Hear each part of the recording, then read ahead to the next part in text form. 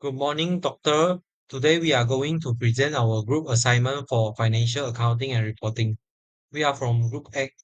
Our selected company is Ajia Berhad.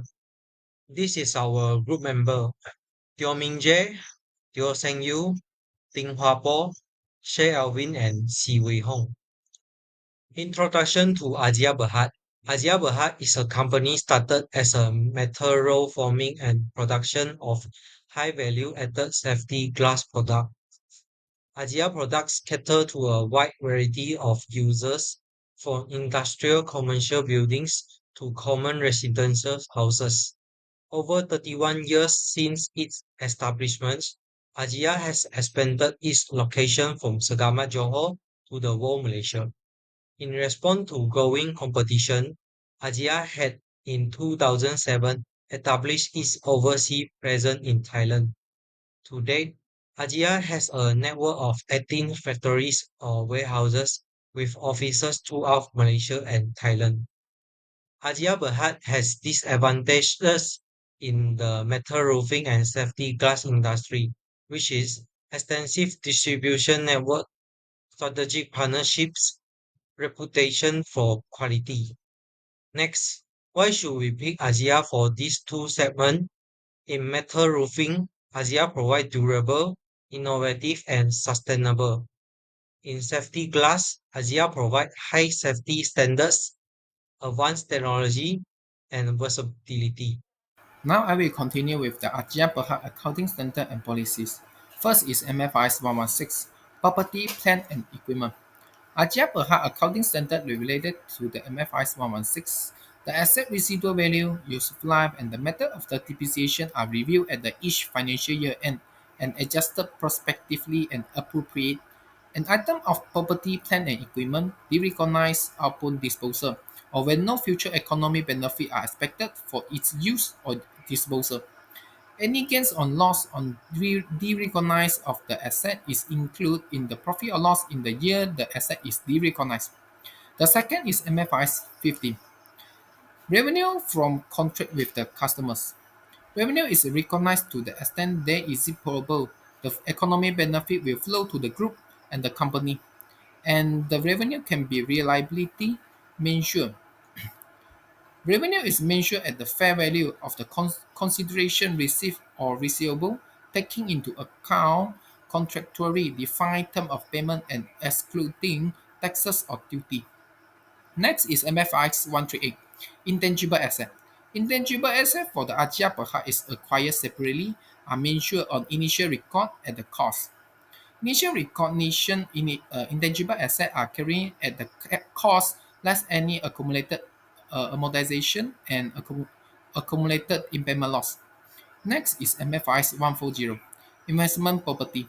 Investment property are initially measured at the cost, including transaction costs.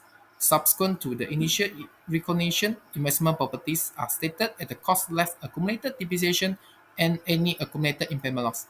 The last one is MFX 137, Provision, Contingent Liability, and Contingent Asset.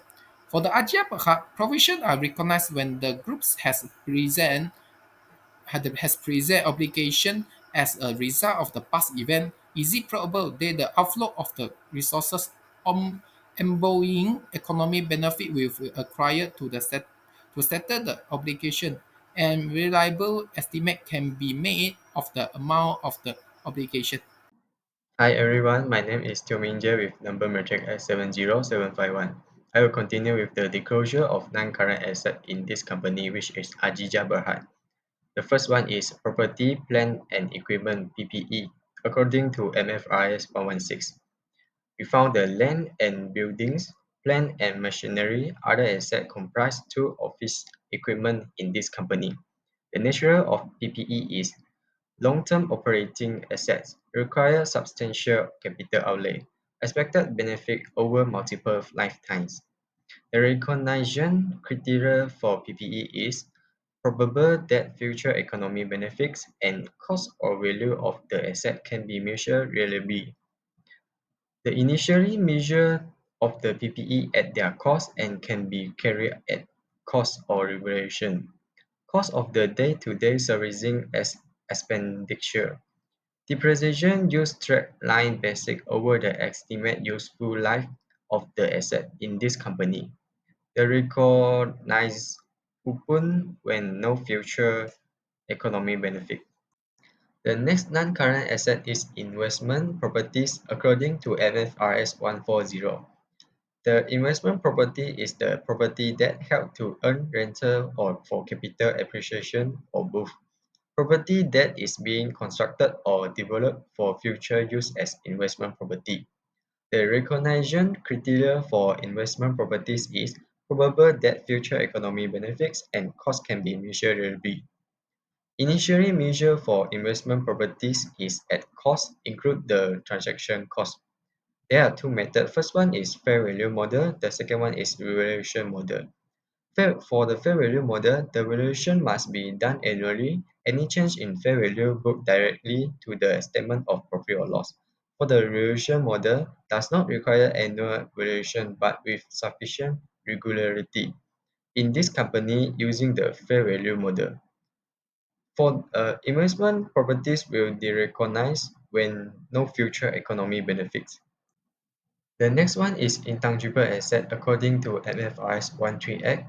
Nature of intangible assets including identifiable non-monetary asset, no physical substance, lack of physical existence, not financial instrument. There are four recognition criteria for intangible asset, which are identifiability, control over a resource, probable that future economic benefits, and cost or value of the asset can be measured reliably. Initial measurement for intangible asset is at cost. Cost of an identifiable intangible asset includes all directly attributable costs plus other incidental costs. There are three acquisition ways of intangible assets. First is separate acquisition. Next is acquisition as part of a business combination. Last one is acquisition by government grant. For the agriculture with an emphasis on biological asset according to MFRS 141 is not found in the financial statement of Ajia Berhad because it is not relevant to their business operation. Economic, environment, and asset valuation. Non-current asset owned by Adia Berhad. According to the latest Adia Berhad Financial Report and Integrated Report 2023, Adia Berhad owned a total of 184,715,190 ringgit Malaysia. The non-current assets are composed of several types of non-current assets, such as PPE, which is property, plant and equipment, investment properties, intangible asset, right of use asset, investment in associate, others investment and deferred tax asset. How current economic factors influence Adia Berhad asset management and valuation strategies. In 2023, the world economy is still recovering from the COVID-19 pandemic.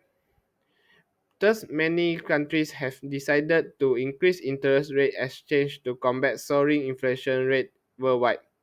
Despite all this, Malaysia's economy has shown adaptability to the economic slowdown and global market volatility. This is due to Bank Negara Malaysia, which has moderated inflation levels at 2.49%, which is decreasing from last year, and maintained a stable overnight policy rate at 3% throughout the year 2023. Malaysia's economy also saw resilience amidst global volatility. According to Malaymail, Malaysia's capital market for the year 2023 was at 3.73 trillion ringgit Malaysia, up to 3.6 trillion Malaysia in the previous year. However, this situation did not affect or influence Adia Berhad since the overall asset of this company increased during this period, except from the intangible asset and deferred tax asset. For the valuation strategy of Adia Berhad, there is no mention of Adia Berhad calculating its valuation of assets in its latest financial report nor integrated report. Now I'm going to present the last part, analytical and engaging presentation. By referring to the graph, Ajia Berhad experienced an increase in its total non-current assets compared to the previous year. the total non-current assets increased from 176 million in 2022 to 184 million in 2023. This increase shows that Agia Berhad has allocated more resources toward its long-term investment and assets.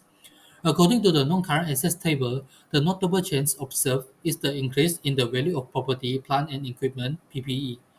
In 2023, PPE increased to 148 million from 144 million in 2022. This increase is due to Agia Berhad's new investment in plant and machinery to increase its operational capacity.